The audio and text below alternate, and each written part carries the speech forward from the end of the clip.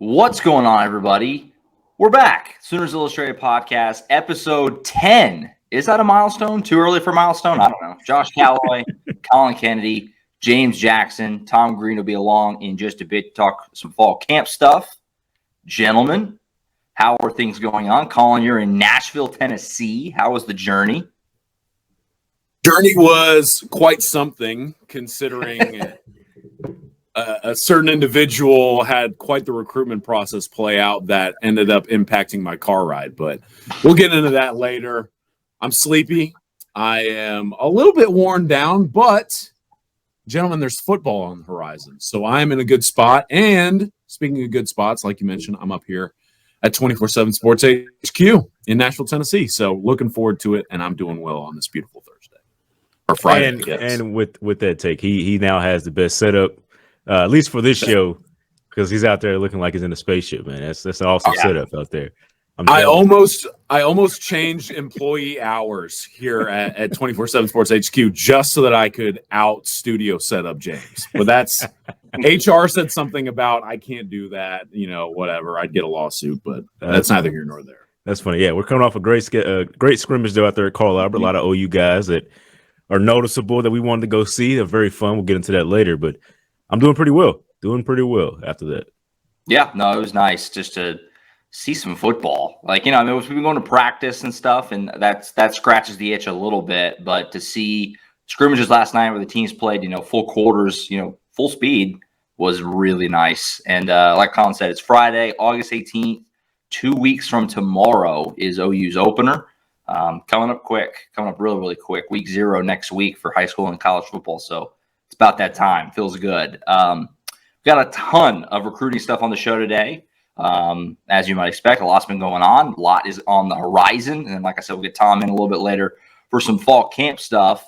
Let's go ahead and jump in by ripping off the Band-Aid a little bit with some Williams Nwaneri. Okay, so we talked about it earlier in the week. Obviously, James and Tom and myself did. He committed to Missouri on Monday. There was a massive reaction to that, as you expect. It was a very, very high-profile commitment, one that we've talked about on the show a whole lot. I was going to probably have Collin chime in with some extra context and just kind of his overall reaction to everything anyway, but it became especially necessary after last night. Lee Summit North is playing at Union scrimmage up there in Tulsa, coincidentally. And Williams Nwaneri is rocking OU stuff, OU cleats, OU gloves. Naturally, he was asked about it afterwards, saying, hey, what gives? And he basically said, I'm going to let this process play out. I still have love for OU, all that stuff. And then Miguel Chavis tweets this morning, so you're telling me there's a chance from Dumb and Dumber photo. Collin, what the heck's going on, man? Is this over? What's the deal? How are you feeling about what happened on Monday and where things stand now? What's going on is we're still riding the roller coaster, apparently. So, and I would like to get off. I think a lot of Oklahoma fans would like to get off the ride as well, but here we are. So the best way I can describe this, right? I think that according to a couple people I talked to when I was driving up to Nashville, and then once I got here and everything sort of played out, obviously Will hopped on with us here at 24/7 HQ on the recruiting show and kind of went through some things. Basically said, look, NIL, did it play a factor? Absolutely. But Missouri is a program that was one of the first to ever offer him. A lot of familiarity there with the coaching staff. You got that home field advantage. And when I talked to a couple people, I actually had a source or two tell me that Missouri thought that this thing was basically going to be wrapped up later in the week. They just weren't sure 100%. There was a lot of confidence coming out of Columbia. It just came down to, is he actually going to deliver the firm word? And when he did, I do believe him when he says that he is committed and he felt like that was the best decision for him at that time. Because as we all know, Mizzou's trying to keep him in state. They're very good about recruiting the local guys. But then on top of that, trying to figure out all this new NIL stuff is a very wild ride behind the scenes. But according to a number of different people I talked to, Williams Nwaneri would be able to capitalize on this NIL structure via the state of Missouri law in September, which that's huge. I mean, and so I think Will is approaching this very, very appropriately. And why is that? First of all, in recruiting, you never close a door. And if you're a recruit, you always want to upkeep those relationships, especially in the era of NIL, because you have those relationships in place. Yes, they could pay off later down the line, but on top of that, in a world where Williams Nwaneri is going to be able to continuously negotiate things like NIL in September and October, if there's a program like Oklahoma still hovering out there, I mean, let's just call it what it is. Like, that's a good for business decision, regardless of where he's at. And the other part of this, too, is I do believe him to a degree when he says Oklahoma is still hovering around his recruitment because, I mean, OU was pursuing him very heavily. They wanted him very badly, not just because they had so many relationships with him and things of that nature, but they wanted him to take them into the SEC.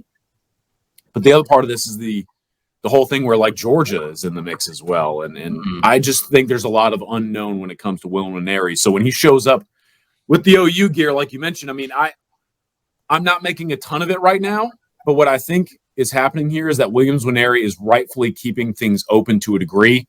Mizzou does not have similar rules in place like Brent Venables has, right, where he can still kind of go through the recruiting process. And I think a 5-star should be allowed every right to continue to evaluate potential opportunities, especially when the guy is trying to figure out what's best for him both on and off the field. See, this right here is what I was talking about, Sooners fans, last show when I said it's not over just yet. Now, I didn't think he was going to be so on the nose about it. 4 days later. Yeah, because like I said, what I was saying, I wasn't based on any intel I had from Nwaneri. It wasn't anything like that. It's just in recruiting, it's never done until it's signed. It's just not. Things can change for these recruits, and their minds can change. I mean, they're young guys. They have that. They're going to change their minds. So things can happen. That's all I said. I was just putting it out there, and I know we got some slack for that. But this is right here. This is why I said that last week. Yeah, there's a difference between something happening and then it actually paying out. You know what I mean? Like, it's one of those things where Oklahoma will continue to recruit him. And we've reported in the past, Oklahoma staff would like to continue to recruit him up until signing day. But will it actually work in their favor? That's a whole other argument. But the statement, it's not done yet, I think objectively, we all know every program in America would like for this guy to end up in their class one day. Mm-hmm. Not done until they sign, and in the case of Peyton Bowen, sometimes not even done when they sign.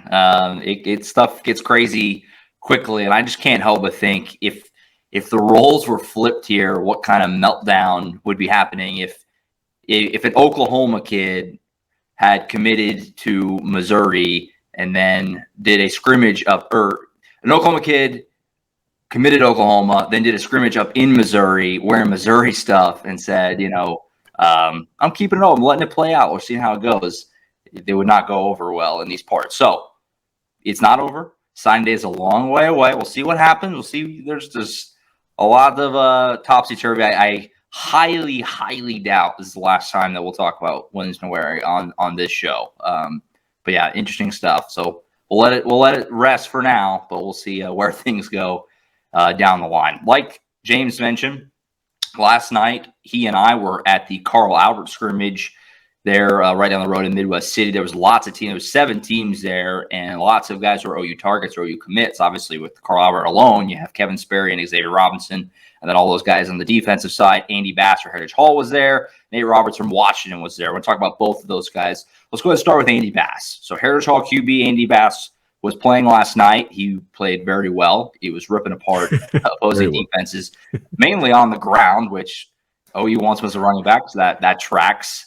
Collin, you put a crystal ball in for Andy a while ago. He's committing next Thursday. Just kind of an update on how you feel about that still. Does that still feel pretty good for Oklahoma? You know, it's kind of interesting if you think about it, to sort of just expand upon your typical recruiting talk. I'm pretty sure that's the first time I've ever entered a crystal ball for a guy who technically would be a preferred walk-on. I don't think I ever anticipated doing that. But the thing is Oklahoma fans know this guy is actually a scholarship caliber player. It's just set up right now to where they would like for him to not necessarily occupy a specific running back scholarship spot because of how deep that room already is. And the other part of this too is I think it's a unique approach, right, from Oklahoma, where they're setting it up through NIL that he doesn't have to pay for school. He's on technically a full ride scholarship if he were to come to Oklahoma. That way they can utilize him in any way that they would like. And there's not necessarily like a set spot that he occupies, whether it be a wide receiver or a running back spot. And so for Andy Bass, Syracuse is still very much in the mix. I think it's personally down to Oklahoma and Syracuse. And I think Oklahoma's in a really good spot right now based on what I've heard. I think OU sold him on being a running back, wide receiver, wildcat quarterback, special teams guy. I mean, if they wanted him to play defensive side of the ball, I bet they'd line him out there too. But Andy Bass is just someone they want to keep in state, and they want to throw him out there as someone who can just go out and play football. And we've discussed this in the past. In the era of positionless football becoming more and more popular, guys like Andy Bass are going to become more and more valuable. And so for Oklahoma, that's why he's so heavily pursued. And I think in the end, based on everything I've heard, it warrants a crystal ball. Like, they really want this guy. They're going to use him whenever he arrives. And we've seen the utilization of guys like Gavin Freeman now, right? I mean, even a Drake Stoops. These guys that they take as PWOs, they're going to be playing at a scholarship caliber rate. And the thing is Andy Bass is different than both of them in that he would technically have a full ride scholarship if he were to arrive at Oklahoma through NIL. So I think my crystal ball is still very much deserving, and Oklahoma continues to recruit this guy as we get closer to a decision date of August 24th. And whenever that arrives, I think Oklahoma could be in a spot for some pretty good news. Yeah, I mean, he talked about it last night. He said, I think this is my last year getting to play quarterback in football. So, I mean, he's a guy that understands he's going to understand his new role, and he's already open to it. He said that publicly. He's open to a new role, and I think that's a good setup for OU, for a school that's wanting him to do something different. So he's already embraced it, and that's good for them. He looked great last night, by the way, just outstanding. I saw 2 touchdown runs from him that were breaking tackles and getting through guys. Incredible. You look on this YouTube channel. Josh has those shots for us. I mean, it's a great shot of Andy Bass running over guys. It's amazing from a quarterback position. Yeah, arm tackles just don't get it done with Andy Bass. And we were at camp back in June, James, whenever he was there, and he earned himself that OU offer by just tearing up everybody. And at that time, I said, I want to see this guy in game action when we get there. And it was just scrimmage, but yeah, he was ripping people apart. Right, so it's going to be fun to see him. Hopefully, get to see him play in a real life game in a couple of weeks. But yeah, commits next Thursday. OU, Syracuse, Kansas State, the final 3 there. Keep up with obviously us at Oklahoma.247sports.com for whenever he makes his decision. Elsewhere at that scrimmage was Big Nate Roberts at Washington. We talked about it just a little bit on the early week show on Tuesday. He decommitted from Notre Dame pretty much right as James Tom and I sat down to record on Tuesday afternoon. Obviously, I mean, it goes without saying, a lot of eyes on Oklahoma now here as a serious player. Collin, how do you feel about things stand with Nate Roberts? He was at the scrimmage last night wearing an OU shirt, walking around, talking to Kevin Sperry, chopping up with him. Seems like that's in a good place. What say you? Well, I should say that apparently in this day and age, anytime any recruit wears any sort of gear, we should go ahead and lob in crystal balls. But no, I think in reality, Oklahoma has been quietly working behind the scenes to reestablish their standing with this guy. You know what I was thinking about on my drive up here to Nashville? You guys remember our first press conference with Brent Venables this season when he brought up the fact that Washington's out there running 12 personnel and how clever it is that they're I wonder why he said that, guys. What an interesting thing to bring up at his first press conference. But anyway, I think Oklahoma has steadily recruited this guy heavily in order to try and get him to decommit from Notre Dame. Because if you think about it, the dream scenario for Oklahoma, especially considering the current state of the tight end room, is to stack Devon Mitchell, who reclassified from 2025 to 2024, with Nate Roberts, who's in 2025, maybe even alongside a guy like a Desan Brain or Chase Lofton, who James and I know very well. And so I think that Oklahoma is really starting to hit the gas on tight end recruiting over these next couple months. And Nate Roberts right now is the focal point of that, because I think if you were to end up with a tandem of Devon Mitchell and Nate Roberts one day, that's one of the most talented tight end rooms in college football out of the gate. And so I personally am playing it a little bit slow. Why is that? I've heard rumors or rumblings that maybe some other blue bloods might try and get involved here. When you hear names like Ohio State, Georgia, especially for like tight ends, I'm always like, we'll see what happens here. But the thing is, and I'm sure we'll talk about him later, but Kevin Sperry, man, he's killing it behind the scenes for OU recruiting. And I think he is another one that's played a big factor here with Nate Roberts. And so the Sooners are trending in a very positive direction with this guy. And if you're able to stack two very talented tight ends in back-to-back classes, one of them being an in-state guy who was previously committed to an out-of-state institution, I mean, that's an outstanding work from Joe John Finley. And for Oklahoma staff and recruits in general, just to get this program back into that recruitment, it's pretty incredible work if you consider that. And so the Sooners are upwardly trajectory with Nate Roberts, and I don't think it's slowing down anytime soon. Okay, 2 points here. First, when you talk about Brent Venables bringing up Washington, I actually talked to the Washington baseball coach last night just about that. He's on the football staff, so he's also, a coach in that aspect. He said, you know what? I think he was just recruiting. That's what it sounded like to me. That's what he said. We all got a laugh out of that. Second, Kevin Sperry. I talked about this guy being a great recruiter for this 2025 class. I mean, he's outstanding. He doesn't get to start last night. They let Cash Ferris start. He's been there longer. That's what it seemed like, the reason for that. He goes out there on his second throw and throws a bomb to Trine, who catches it and scores a touchdown. And everybody's in awe of just the throw because it was a 60 to 70 yarder, right, Josh? It was like 60 to 70 yards. Something like that. Yeah, about his own 30. Yeah. Gavin Freeman's out there just hanging out on the sideline. I turned and looked at him and smiled, and he was smiling like the biggest smile on his face. And I just pointed at him. I said, there you go, man. That's all you. It's going to be fun for you. That's simply what it came down to. Just that type of talent is all he needs to do to recruit guys. And he's out there at everybody's commitments, and he's on everybody's ear, talking to them, working out with them. I mean, that just shows what kind of recruiter he is, and he has the talent to back it up. And that's why it's working, I think, so far for OU and Kevin Sperry.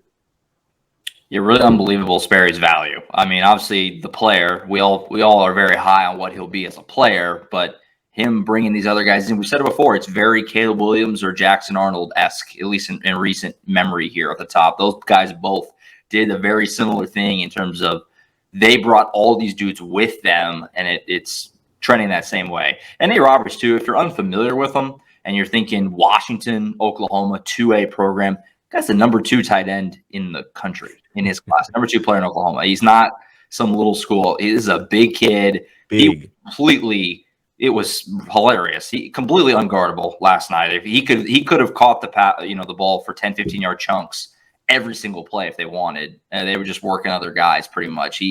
Nobody could even kind of cover him. So yeah, you stack him and Mitchell, like Collin was saying. I joked with James yesterday. That is a just gross tight end room. Mitchell and Roberts together that's nightmare fuel for defenses. That if that's how this goes, that's big time for Oklahoma and Joe John Finley. So we'll be keeping a very close eye on that one here as the season progresses. Obviously, just a 2025 kid, so he's got time. He can play it out if he wants.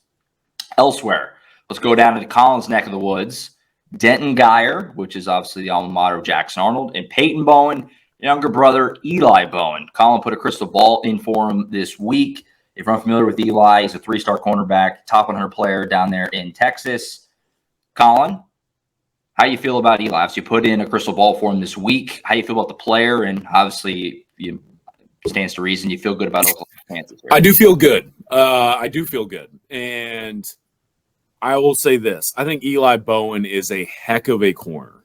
He is someone who I've known him for a long time. I think he's an outstanding kid. And he is obviously following in his older brother's footsteps, being heavily recruited to the defensive back spot. And I had a talk with him in the spring. And one thing that stood out to me is we were talking about how a number of different programs in the region, or even some out in like the West Coast, were talking to him about how much they wanted to prioritize him as an individual. And for Eli Bowen, I think that's a very big deal, right? I think a lot of people on the national scale are like, oh, that's Peyton Bowen's younger brother. And yeah, I mean, that's true.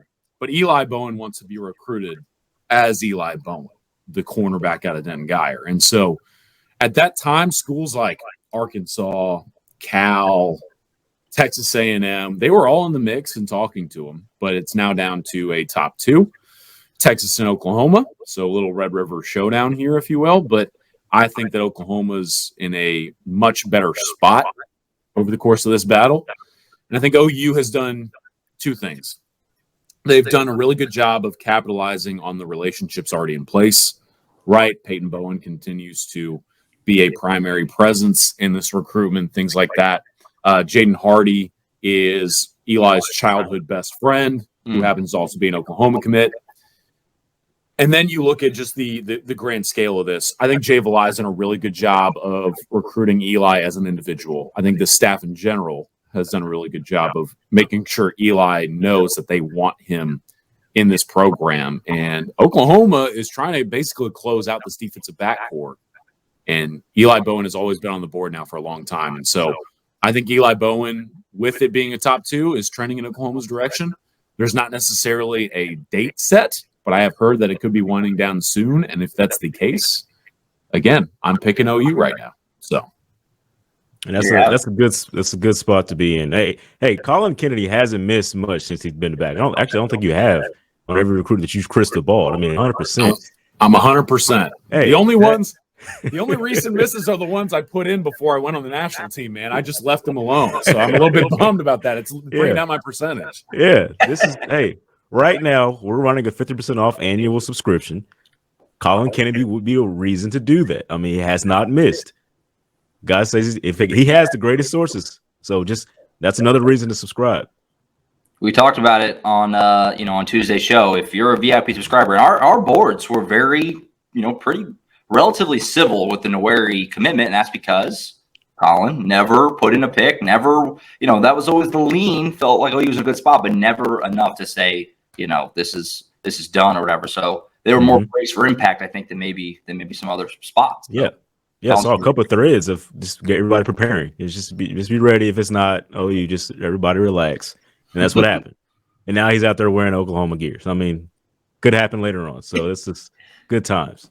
Great Collin Kennedy stuff going on right here. Look, man, please don't put that in the atmosphere because I'm already sleep deprived enough. I'm struggling over here. So if you put out more Williams Nwaneri stuff, I'm not going to sleep again tonight. So let's talk about what you're doing in Nashville a little bit here on the way out, and then we'll let you go. So you're up there, obviously, tonight, Lipscomb IMG Academy game in Nashville. Obviously, David Stone, the headliner there, Jay Jackson, there's no you commit, but there's a whole medley of guys that you're looking forward to seeing. Obviously, David, probably the big name for OU fans there, but kind of talk about what you're looking forward to tonight and what obviously our VIP subscribers can look forward to hearing from you here pretty soon. Yeah, I'm going to dive into some VIP notes, kind of like actually diving into some intel regarding as to why I'm going to this game. But honestly, I'm just really excited for this matchup, and I'm excited for football, right? I think you look at this game tonight that we're going to, IMG Academy is stacked, as to be expected. And David Stone will be on the field. Jaden Jackson, who is an Oklahoma commit, will be on the field.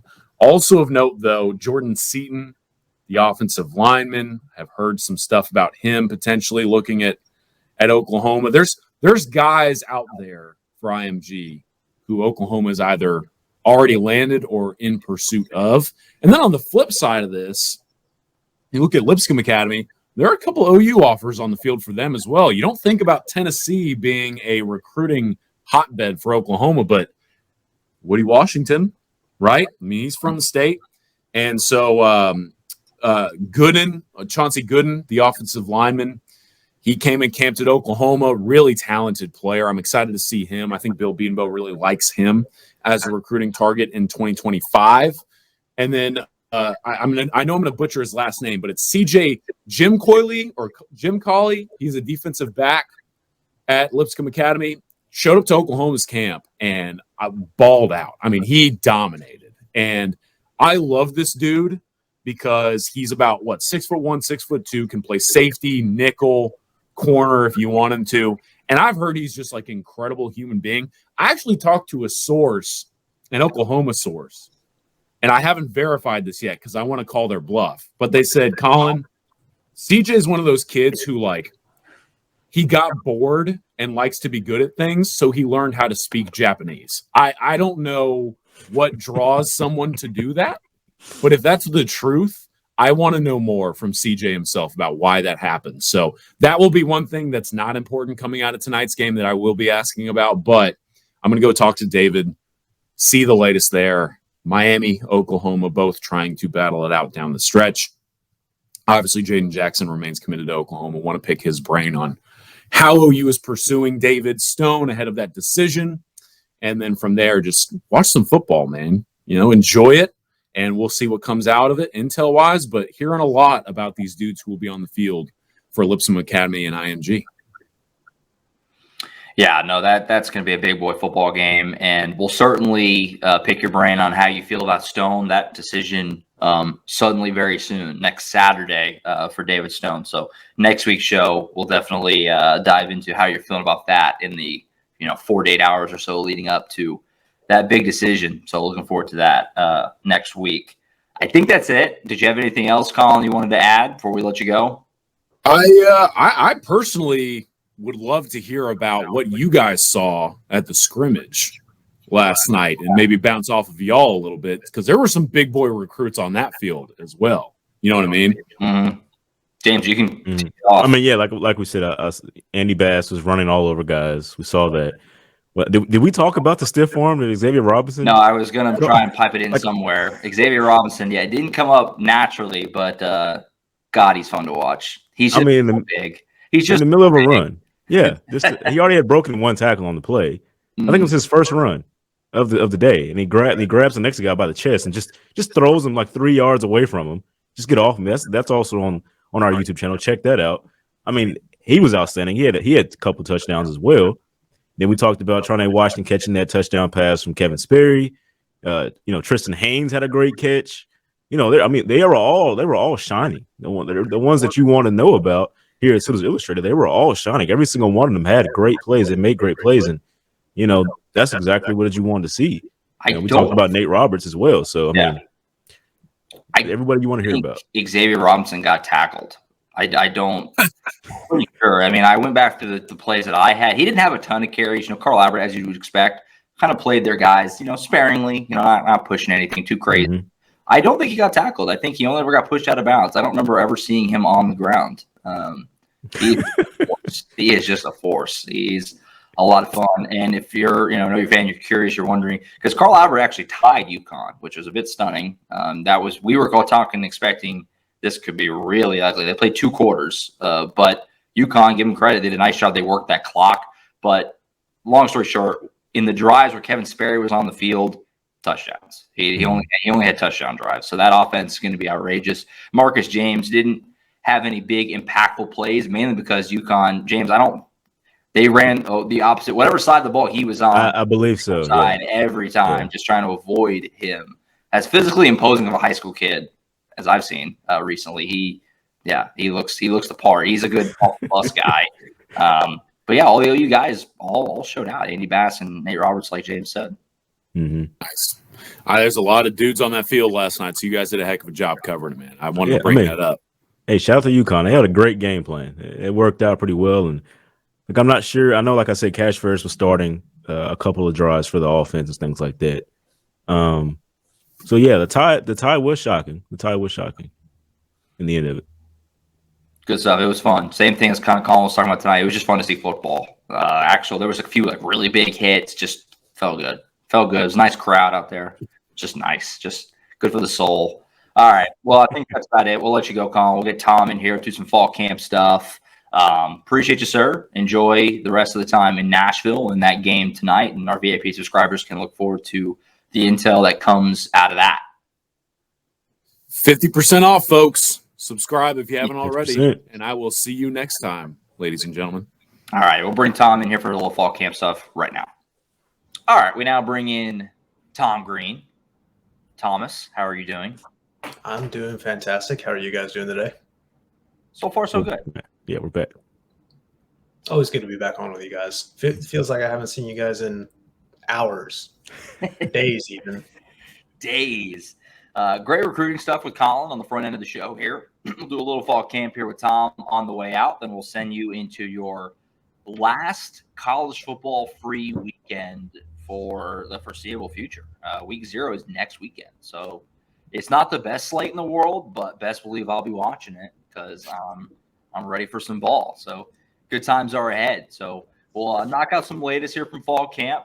Obviously, since last time we did the show on Tuesday, we haven't been out to practice or anything, but we did talk to some guys on Tuesday, and they did have a scrimmage on Wednesday, which is not the norm. You know, me covering Oklahoma in the past, you know, for a few seasons now.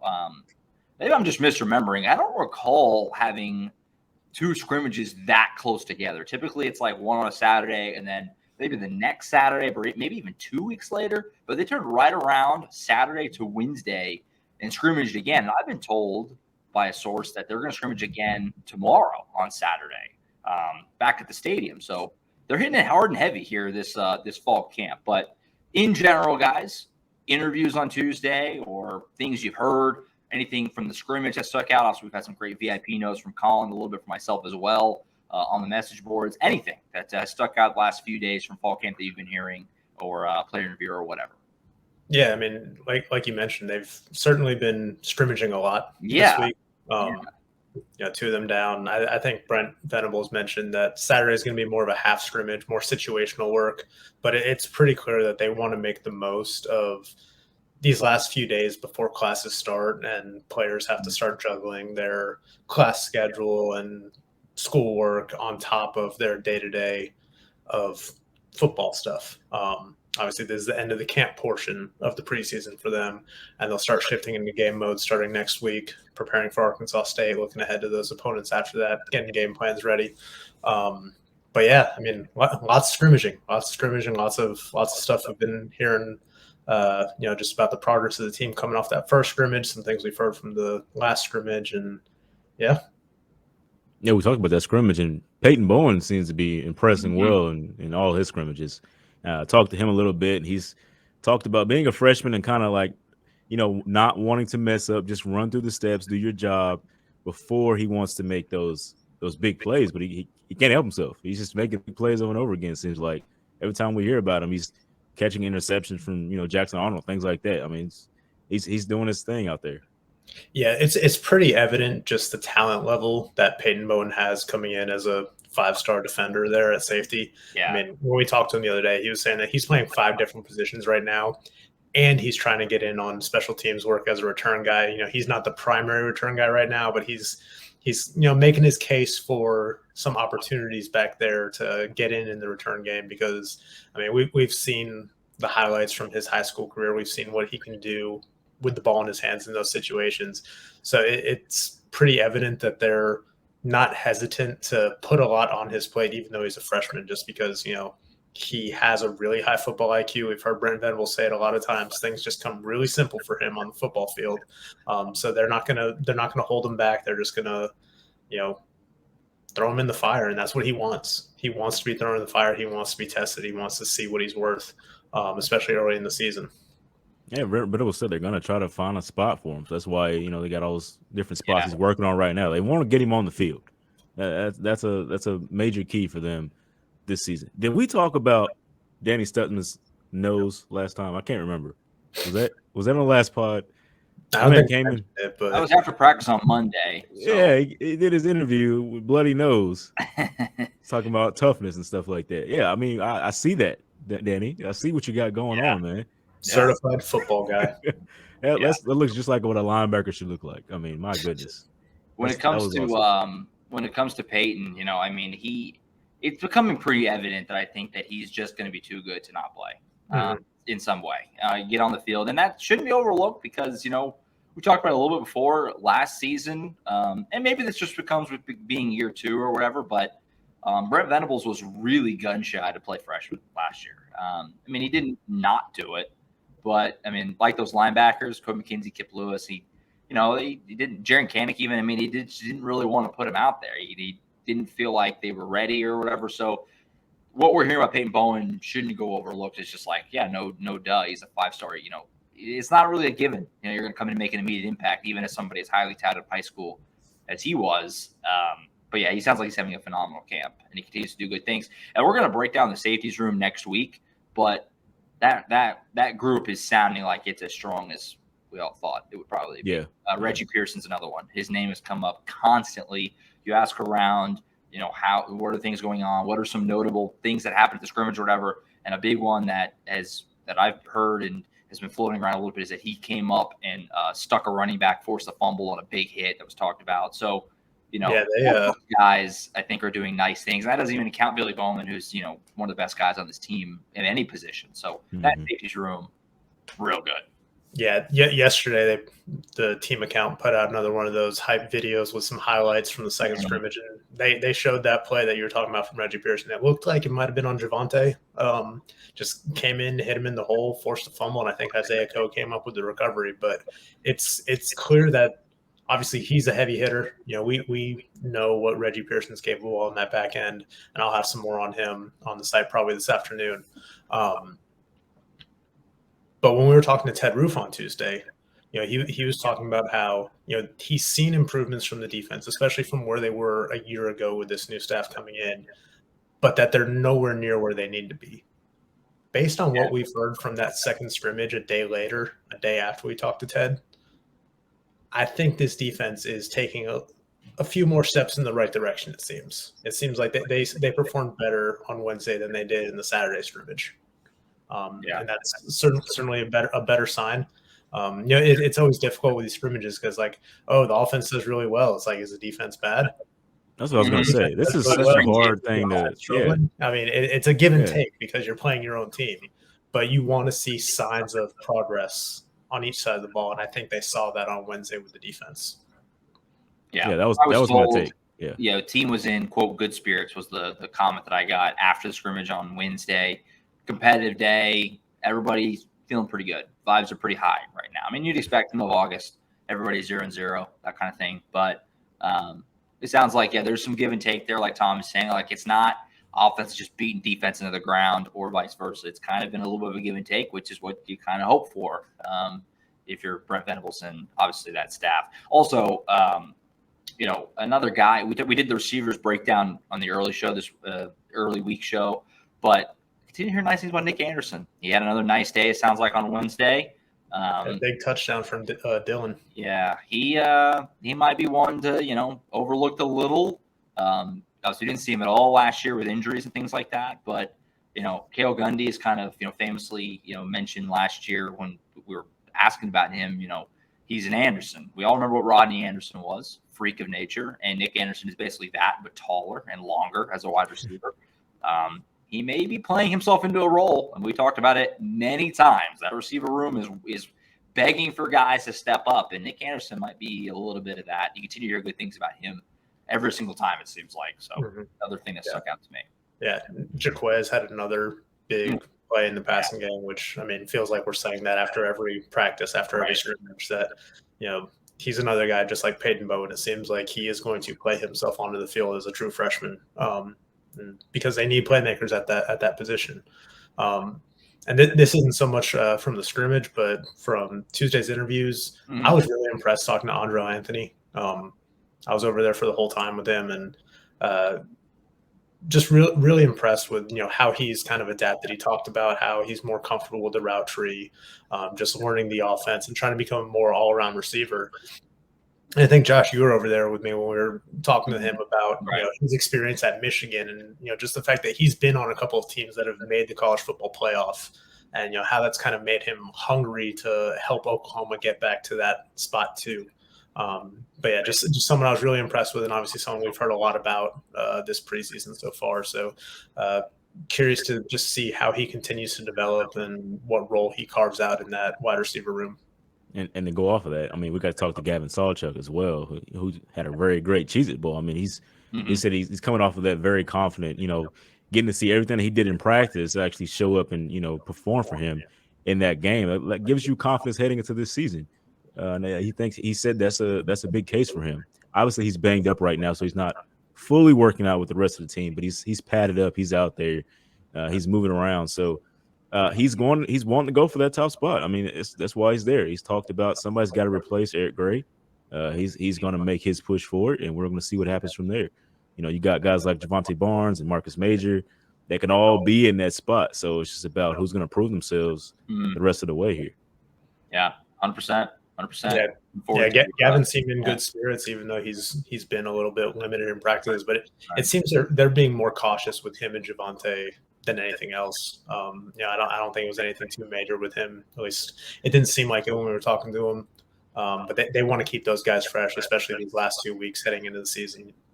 I'd say it's not a big injury because they haven't disclosed pretty much what it is. I mean, just like he's just banged up right now. That's pretty much what it comes down to. He stood in front of us and looked like in great shape. So it doesn't look like he's in pain much. He's just probably just taking it slow, getting back from something. Yeah, no, 100%. So, like Tom said, fall camp kind of winding down. Expecting another scrimmage tomorrow. So keep an eye out for some VIP notes on the board, either tomorrow night or maybe even Sunday morning. We'll try to get those as quick as we can. And then, school starts next week for Oklahoma. So the schedule is going to shift around a lot. We've been doing those kind of like early 10 a.m., 10:30, 11 a.m. practices and stuff. That life is over. We're going to be shifting back to like evenings. So kind of just a body clock reset for us and obviously OU fans as well. We're kind of looking for those player interviews and things like that. It'll be a little later in the day, but looking forward to that early next week. And then game week right after that. So game week. I know it's crazy. We're getting real close. 2 weeks from tomorrow is the season opener. All right, so we only have a few positions left to break down, which is because we're getting close to week one. We have 2 defensive positions and 1 offensive. We're in the secondary. We did wide receivers on Tuesday. We're going to do cornerbacks today, and then we're going to go tight ends, and then safeties to close this whole series we've been doing here on the podcast. Cornerbacks is an interesting group. Jay Valai, the position coach there, is kind of one of these rising star coaches. OU fans have kind of started to really, really embrace and fall in love with Jay Valai a little bit. He's an easy guy to like. He's very engaging, fun to talk to. This is a position that's interesting because you have one bona fide stud at the top in Woody Washington, clearly the number one, clearly the veteran, clearly the leader, all that stuff. But then after that, there's a lot of guys who are more than capable but haven't really had to do it yet at this level. Gentry Williams, Kendall Dolby, Akari Vickers, Josiah Wagner, we've heard a lot of good things about. So I guess how does this room feel to you guys in general? Because, like I've said, Woody Washington is right there. But after that, there's certainly talent, but nobody has really done it yet at this level. How do you feel about it overall? What's your confidence level, I guess, right now in this group? I think they feel pretty good about this group, especially listening to Brent Venables talk about it on Monday. He was asked about the competition for that second cornerback spot, and he kind of looked like, what do you mean that second spot? All these spots are up for grabs. He's downplaying Woody Washington's hold on that number one spot. And, that to an extent is coach speak. I think it also speaks to his confidence in the overall ability of that room. Again, we know what Woody Washington can do. He's the most experienced guy in that room, really the only one with significant experience at the college level. I mean, you look at Gentry Williams and Kenai Walker, I think they have a combined like 140 snaps between them. Yeah, right. Kendall Dolby's got 2 years of experience, but it's at the JUCO level. So you don't have guys that have played meaningful ball at the Power 5 level quite yet. Outside of Woody. So, pencil him into that number one spot, even if Brent Venables wants to downplay it. But I think that they're feeling more and more confident about that room as the season is approaching. It's one of those positions where we can't really understand how good they are until we see them, against the receivers or another group. We can only go off of what we've been told, seems like, how we know what their strengths are and everything like that. Because, as you said, Woody Washington is the only guy we've actually seen in this type of format playing very well. So, it's kind of that situation for me. Like, how good are they really? Because we're just watching drills right now. I want to see them go one-on-one with guys and see how well they cover them and things like that. So that's really what I want to see to really have a understanding of where they are overall as a unit. Yeah. Tom, that you mentioned Kenai Walker too. He's kind of an X factor of the group. He had a really nice spring and fall camps last year, and we kind of thought that, there was a chance he was going to play a really big role, and he had his moments, but not maybe what he probably hoped for. He's still a really young player last year. It was only his second year, I believe, college football after transferring in. But he's another one of those guys that's kind of like, how where in the pecking order is he? And that's why that when we get those depth charts, which will come out the week of the first game, that'll be one that I jump to immediately. It's cornerback, and where's Kai Walker in that pecking order, because he is a bit of a wild card in that group.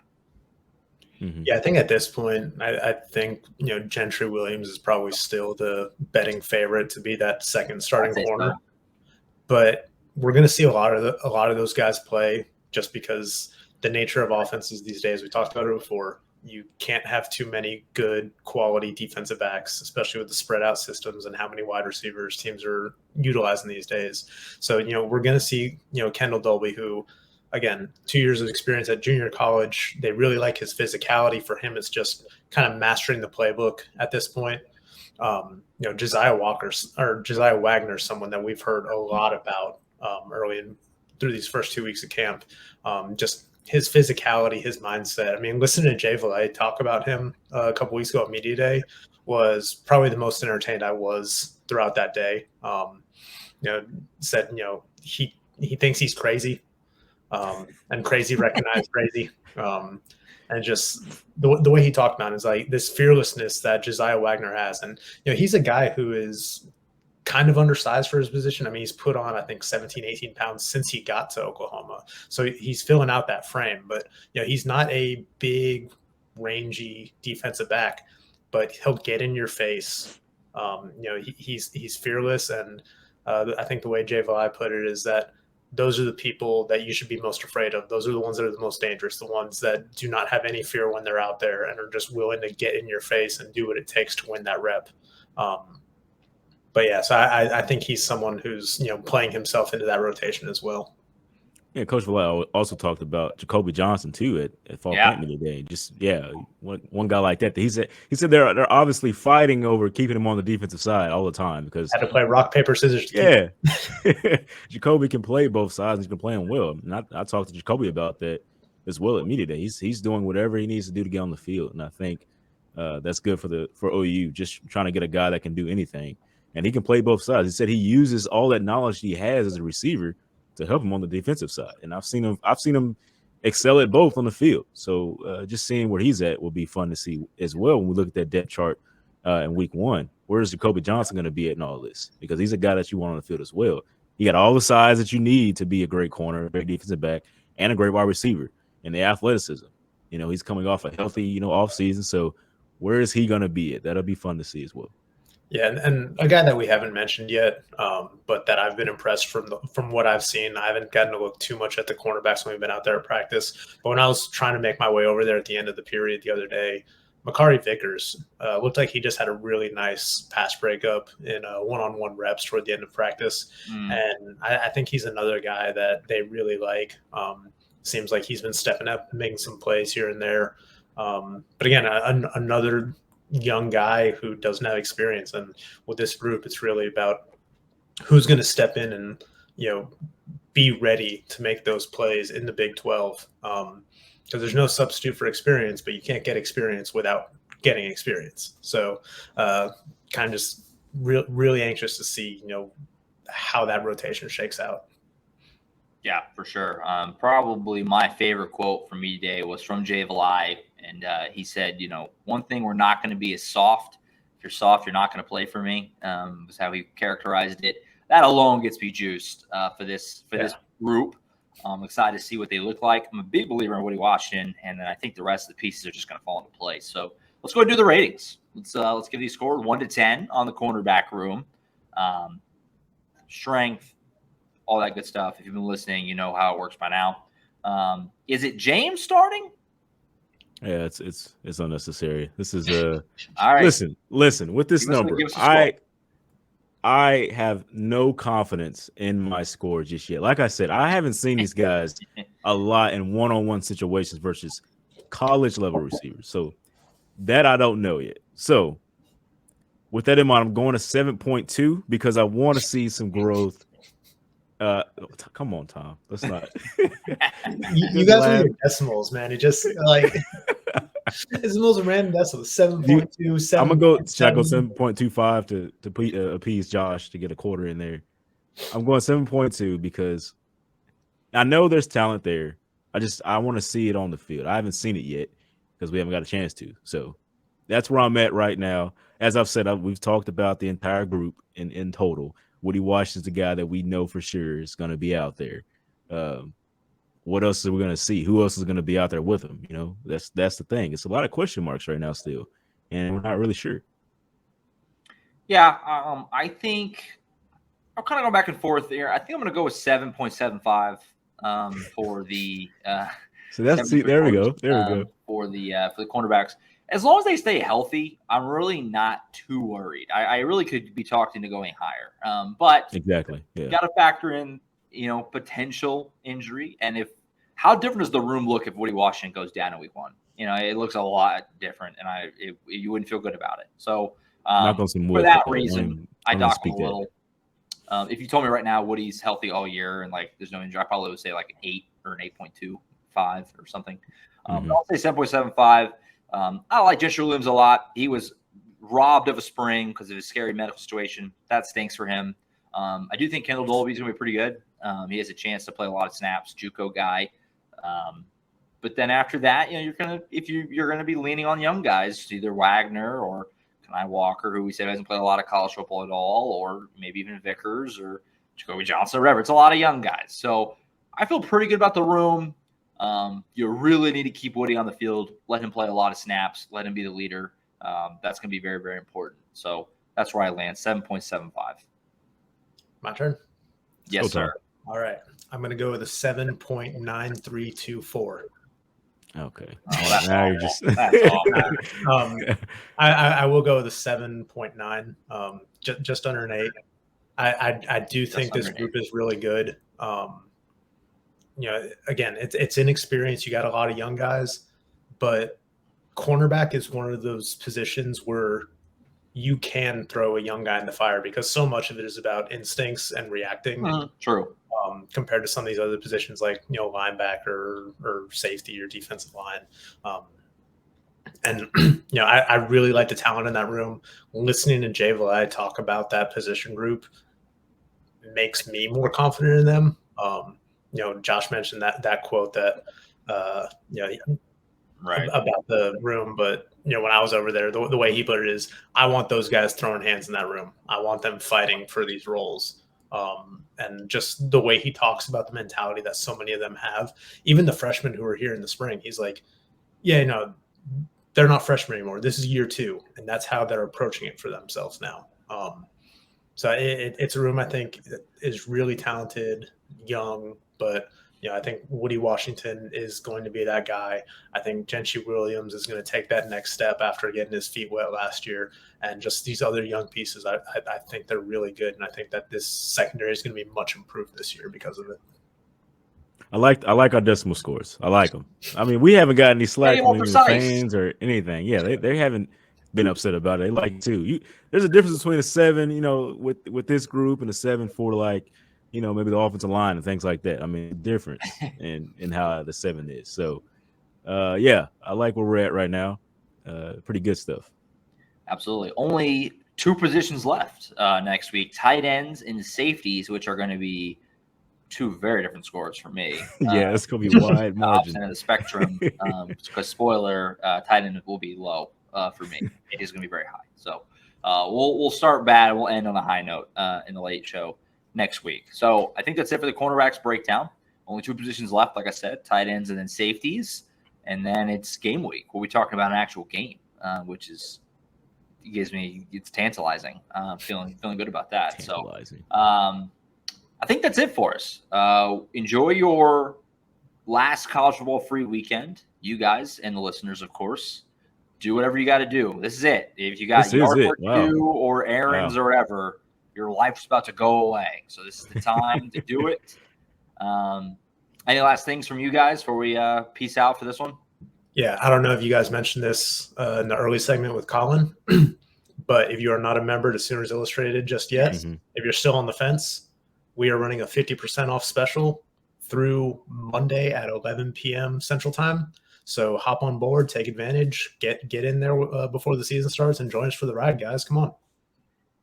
Yes, I appreciate everyone who has hopped aboard. The YouTube channel is up to like 1.25 thousand subscribers or so, which it's only really been up and running for about a couple months or so now. So I appreciate everybody who's done that. Continue to do that. Subscribe to the YouTube channel, completely free.